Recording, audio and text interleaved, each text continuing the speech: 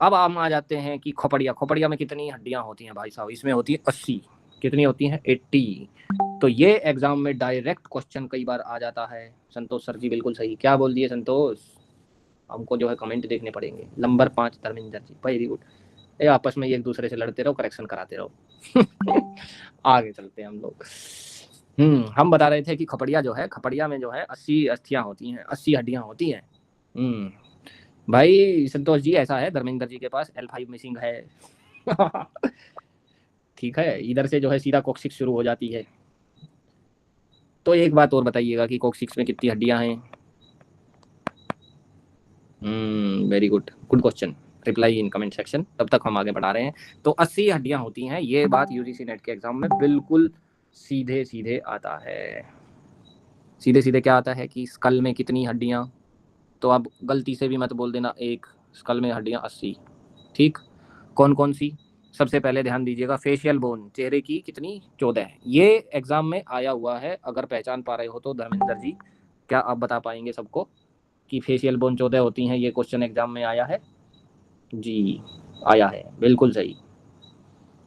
चलिए भाई, तो सब लोगों को समझ में आ गया। 14 फेशियल बोन्स होती हैं, ये आया है एग्जाम में। और ये बाकी भी आपसे पूछे जा सकते हैं विदाउट एनी डाउट, है ना? तो ये याद करना ही पड़ेगा, कोई ऑप्शन नहीं है, जरूर से याद कर लो। इसके बाद क्रेनियल बोन्स जो हैं आपकी, वो कितनी हैं? 8 हैं। क्रेनियल कौन सी हैं? वही मेन खपड़िया वाली, ठीक है।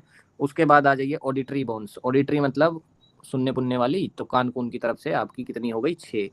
आगे बढ़ेंगे, हायोड बोन, ये भी आपको स्ट्रक्चर हम थोड़ी देर में दिखा देंगे। उसके बाद आ जाइएगा 26 होती हैं वर्टिब्रल बोन्स। तो वर्टिब्रल मतलब वही समझ गए ना, थोड़ी देर पहले बताया, जिसके अंदर से गई स्पाइन। उसके बाद आपका आ गया स्टर्नम। स्टर्नम बोले तो फिर आगे की साइड आ जाओ, जो बीच में रहता है वो। उसके बाद रिब्स आपके कितने रहते हैं? 24।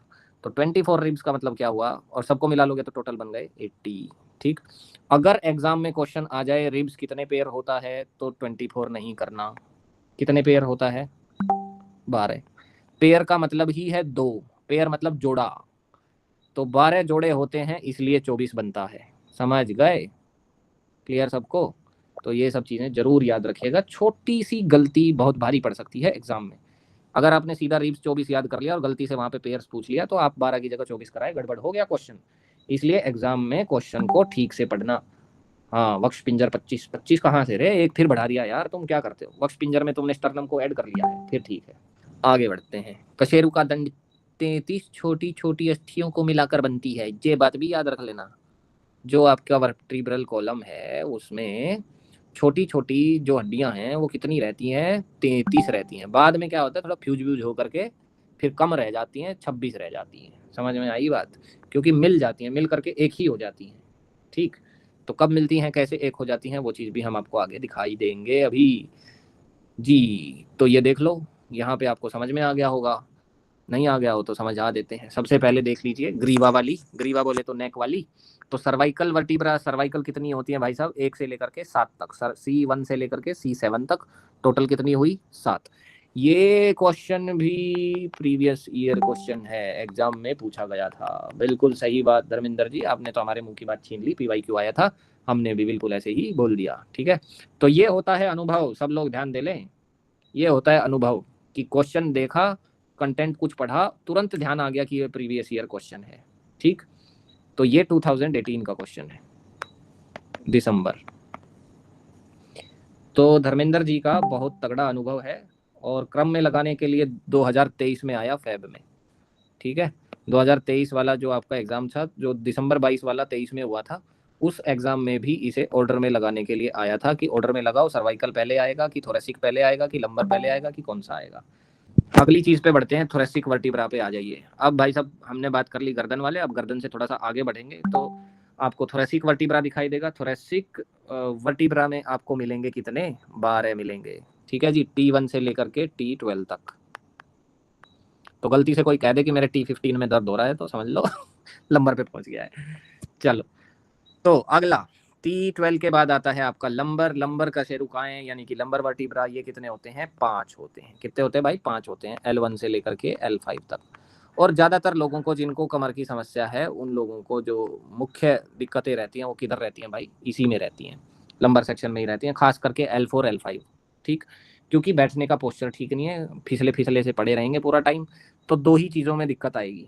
ठीक है, जो लोग पूरे टाइम बेड पे पड़े रहते हैं मेरी तरह, नहीं नहीं मेरी तरह नहीं, तुम लोगों की तरह ही, ठीक है। तो कितने लोग पड़े रहते हैं पूरे दिन, जिनको जो है बैठने की आदत नहीं है, लेटे रहने की आदत है, या लेट के मोबाइल चलाने की आदत है, बताएं। हम बात कर रहे थे अगली चीज सैक्रल वर्टिब्रा। तो सैक्रल कितने होते हैं, ये भी 5 होते हैं। उसके बाद आपका लास्ट में बचता है कॉक्सिक। कॉक्सिक कितने होते हैं भैया, 4 होते हैं। ठीक है, ओके। अब अगली चीज पढ़ाएंगे कल। तो ये कॉक्सिक मैंने जैसा आपको बताया कि ये कैसे रहते हैं, फ्यूज्ड रहते हैं। तो अल्टीमेटली ये है 4 बन जाता 1।